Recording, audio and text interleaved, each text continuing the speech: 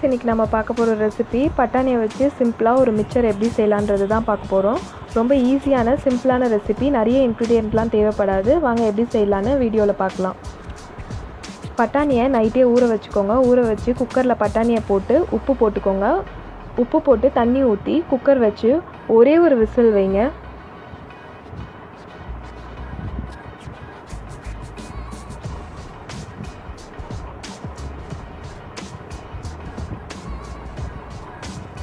இப்போ பட்டாணி வெந்துருச்சு. தண்ணியை நல்லா எடுத்துக்கோங்க. இப்போது அடுப்பில் எண்ணெய் ஊற்றி எண்ணெய் நல்லா காஞ்சோன்னே அந்த பட்டாணியை பொறுமையாக அதில் போட்டு ஃப்ரை பண்ணுங்கள். எண்ணெய் நல்லா காஞ்சிருக்கணும், ஏன்னா நம்ம இதை டீப் ஃப்ரை பண்ண போகிறோம்.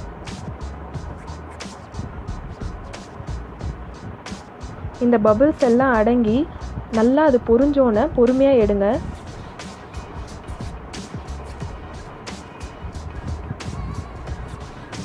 ஸோ இந்த டைம் நம்ம இதை எடுத்துடலாம். பபிள்ஸ் எல்லாம் அடங்கிடுச்சு, நல்லா பொரிஞ்சிடுச்சு.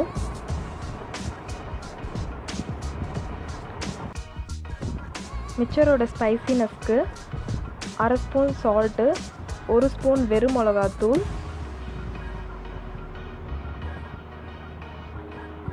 1/2 ஸ்பூன் சாட் மசாலா சேர்த்து நல்லா கலந்துக்கோங்க. அவ்வளோதான், டேஸ்டியான பட்டாணி மிக்சர் ரெடி. ட்ரை பண்ணி பாருங்கள், கண்டிப்பாக உங்களுக்கு பிடிக்கும்னு நம்புகிறேன். Thank you friends.